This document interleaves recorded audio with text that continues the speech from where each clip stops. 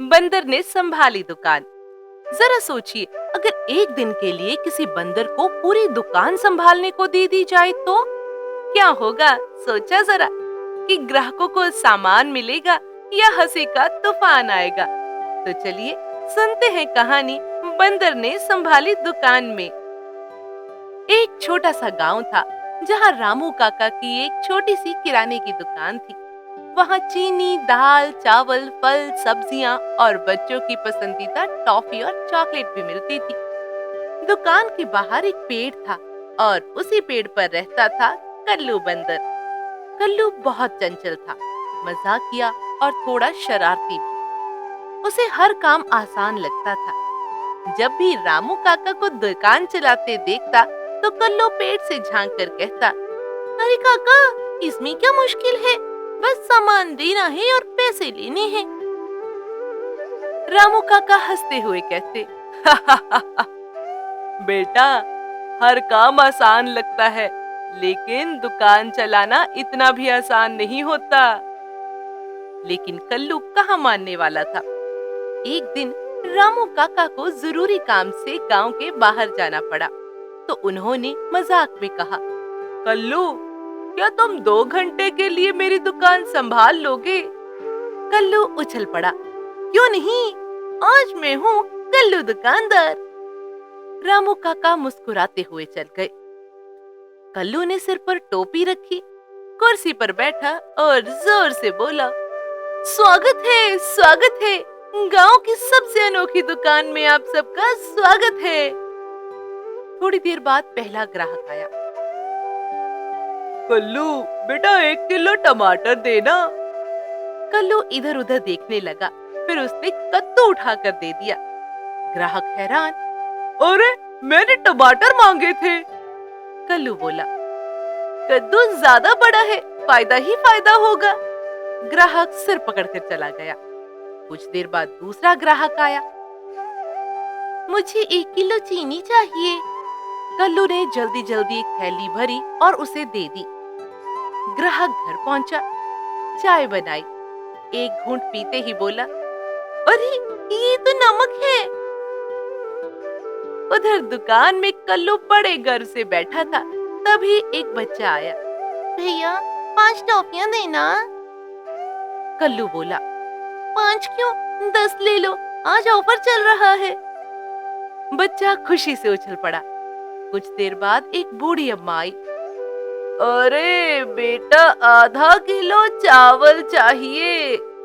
कल्लू ने चावल की जगह मूंगफली तौल दी। अम्मा बोली, मैं पुलाव बनाऊंगी या मूंगफली का पहाड़ खड़ा करूंगी? ये क्या कर रहे हो तुम?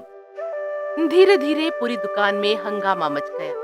किसी ने चीनी की जगह नमक ले जाकर गलती कर दी थी, तो किसी को कल्लू की वजह से आलू मिले जो वो केले लेने आया था। एक आदमी दुकान में साबुन मांगने आया, लेकिन कल्लू ने उसे नारियल पकड़ा दिया। ये ले जाओ, साबुन खत्म है, इसी से नहा लो। इतने में रामू काका वापस आ गए। उन्होंने देखा दुकान के बाहर लोगों की लंबी लाइन लगी है, सब शिकायत कर रहे हैं। रामू काका ने पूछा, कल्लू, ये क्या हो गया?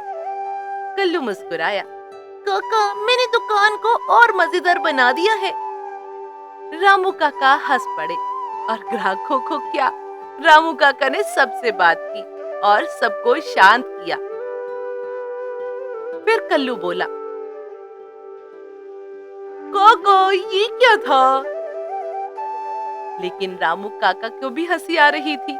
रामू काका ने प्यार से समझाया, बेटा, हर काम ध्यान और समझदारी से करना चाहिए, क्योंकि हमारी जिम्मेदारी है कि अगर कोई हमारी दुकान पर आया है तो उसे अच्छा और सही भोजन और जो हमारे पास सामान है वही दे। अपनी मर्जी नहीं करनी चाहिए।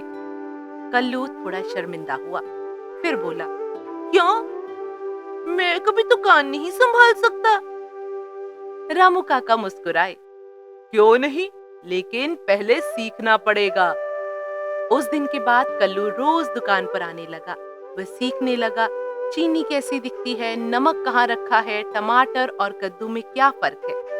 कुछ दिनों बाद एक ग्राहक आया। मुझे 1 किलो टमाटर देना। कल्लू मुस्कुराया और इस बार उसने सही टमाटर दिए। रामू काका ताली बजाने लगे और कल्लू खुशी से बोला, देखा, मैं अब बंदर नहीं प्रशिक्षित दुकानदार हो चुका हूँ। सभी लोग हंस पड़े। और उस दिन के बाद गांव वाले कहते, अगर हंसना है तो कल्लू की दुकान जरूर जाना। पूरे गांव में कल्लू की दुकानदारी मशहूर हो चुकी थी।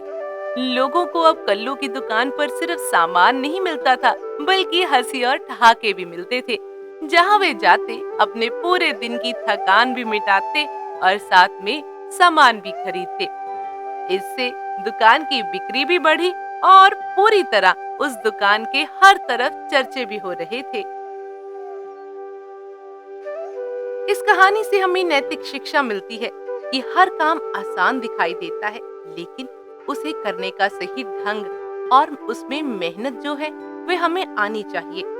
किसी भी काम को धैर्य और शिक्षा और अच्छा और मजबूत बना देती है। तो अगर आप कोई नया काम ट्राई कर रहे हैं तो उसे पहले सीखिए, समझिए, उसके बारे में सही जानकारी लीजिए और उसके बाद ही उस काम को करिए। कैसी लगी आपको ये कहानी? हमें कमेंट करके बताइएगा जरूर। पसंद आए तो लाइक करना, शेयर करना और सब्सक्राइब करना। और हाँ, ये भी बताना कि अगर कल्लू की जगह आप होते तो आप क्या किराने की दुकान संभालते या फिर केक शॉप या कोई और? कमेंट में बताना जरूर। आपके कमेंट का इंतजार रहेगा।